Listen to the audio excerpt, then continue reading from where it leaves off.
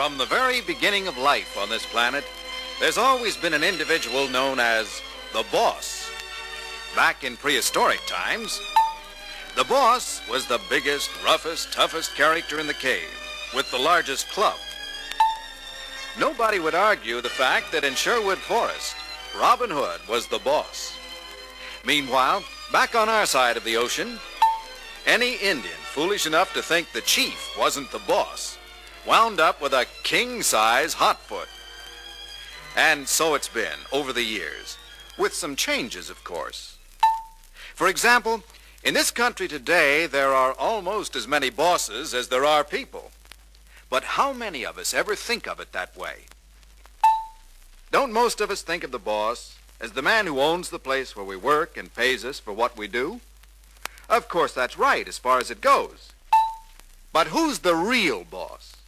Who makes it possible for the man we call boss to open up for business every morning and pay us at the end of the week? It's the boss of Main Street, the top man on the totem pole in American industry and business. If there's any doubt, just take him out of the picture and what happens? Well, Main Street could wind up looking something like this. No business, no income, no jobs, no payrolls. Exaggeration? Yes, but only to make the point that the boss of Main Street, who is actually our customer, is the one and only source of income that makes steady jobs and regular pay possible. Yes, we have to depend on him. In the same way, other businesses and working people depend on us when we are the customer, when we are the boss of Main Street. And when we are, we know this to be a fact. As boss of Main Street, we are completely independent.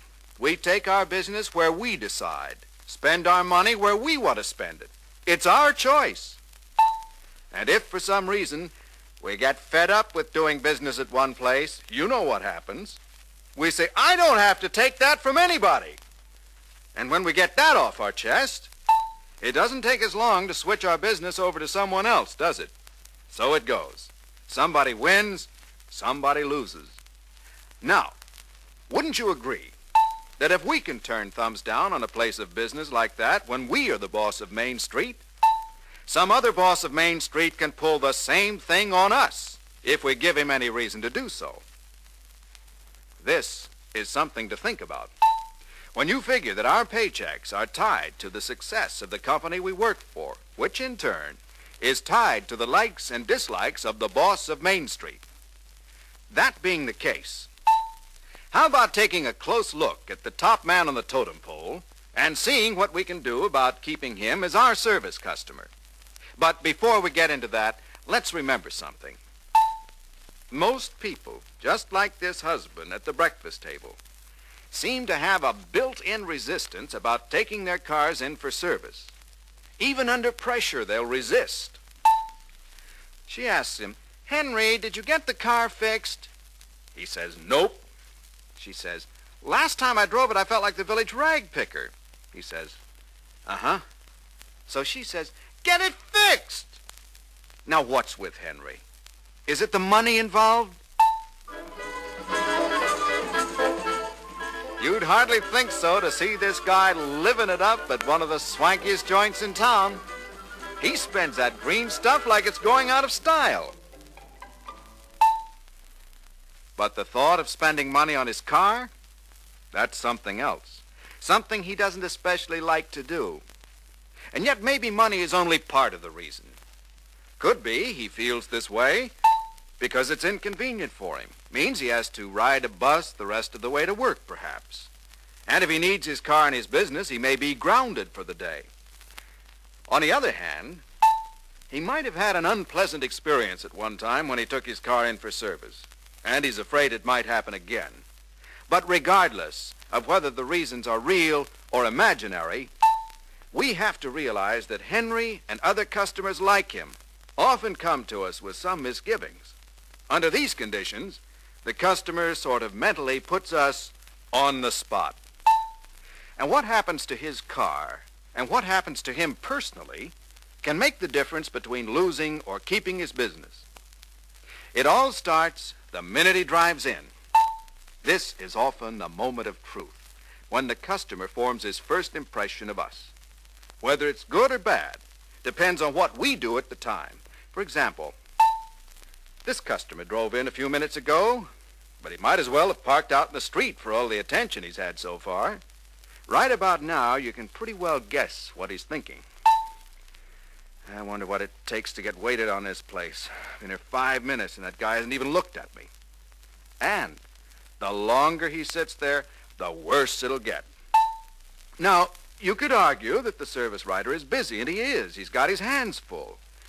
But he could have gotten himself off the hook with this customer if he'd unbusied himself long enough to recognize the fact that a customer was waiting. After all, it only takes a second or two to say, "I'll be with you in just a minute." For that matter, anybody going by at the time could have helped take the heat off the situation by saying good morning to the customer and maybe telling him someone would take care of him in a minute. But even a prompt greeting loses its punch if it comes out of an unsmiling face with all the cheeriness of a funeral director.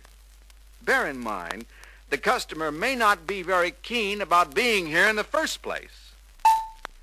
That's why a prompt, friendly greeting goes a long way toward convincing him he came to the right place. You never can tell.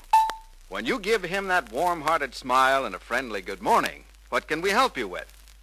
It might be the first pleasant thing that's happened to him since he rolled out of bed. So there's our first point. Start with a prompt, friendly greeting. We'll chalk up a few more points that can put us on the sunny side of the boss of Main Street in just a moment. Few things can put us in the doghouse with the boss of Main Street faster than a job that isn't done right the first time. And the best way to avoid that customer calamity brings up our second point. Establish the customer's real need. The key word here, of course, is real.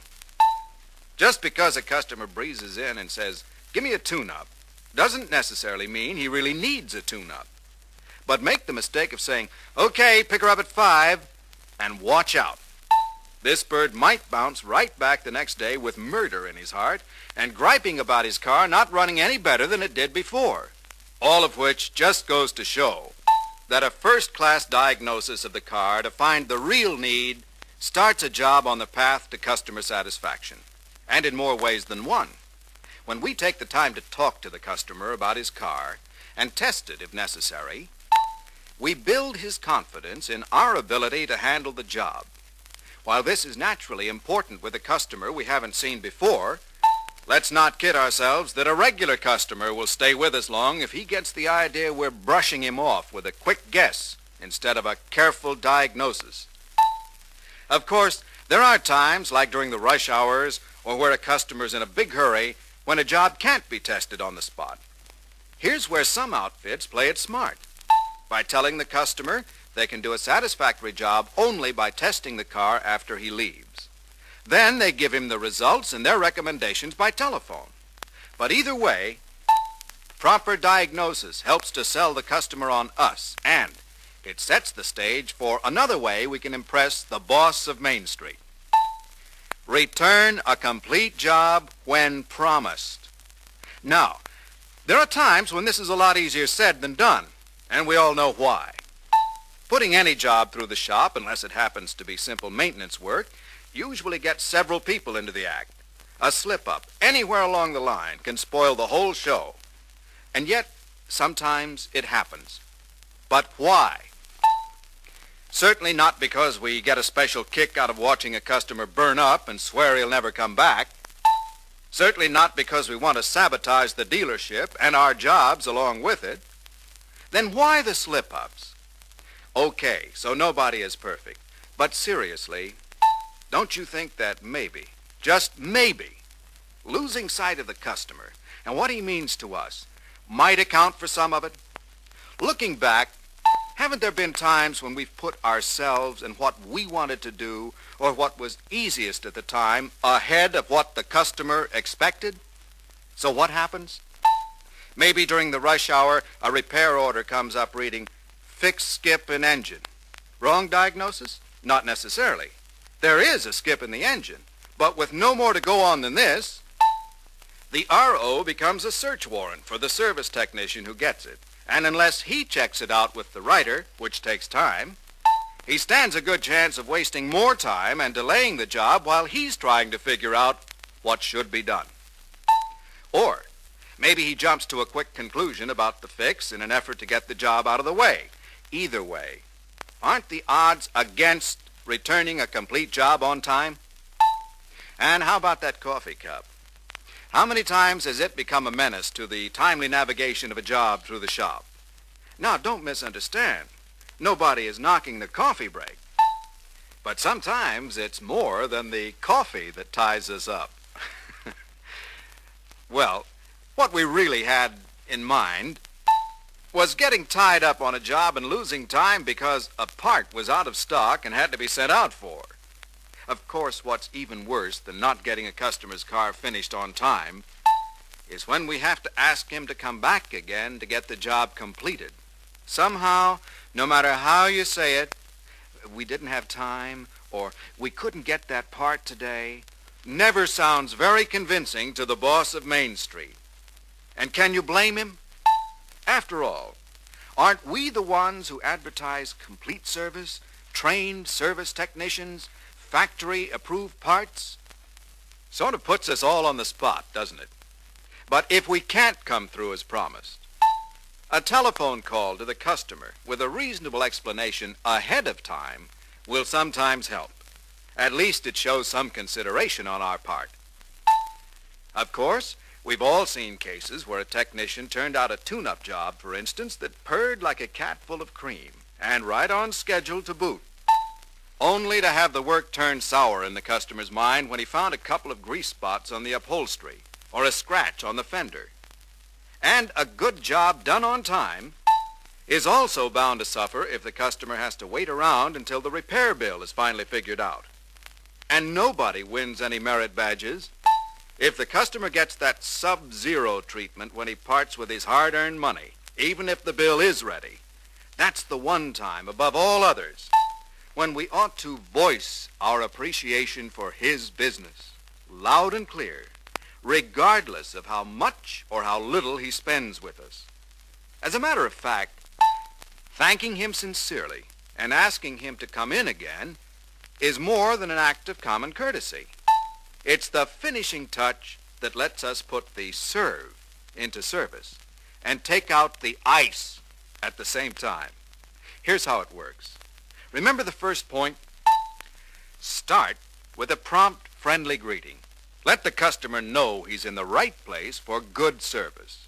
Next on the list, establish the customer's real need. Sell the shop's ability to handle the job through diagnosis, not guesswork. Then came, return a complete job when promised. Here's where teamwork, cooperation, and the right attitude count the most. And finally, voice our appreciation for his business. And when each one of us conscientiously tries to apply these points to our particular job, we end up with a satisfied customer. It all goes back to something we mentioned earlier about the customer. What happens to his car and what happens to him personally can make the difference between losing or keeping his business. And that's no one-man proposition. Every one of us plays an important part. And although some of us rarely contact him, or even see him for that matter, we, along with everybody else in the dealership, share an equal responsibility when it comes to winning or losing the patronage of the one person, the one man we all depend on for the success of the dealership and the security of our own jobs, the boss of Main Street.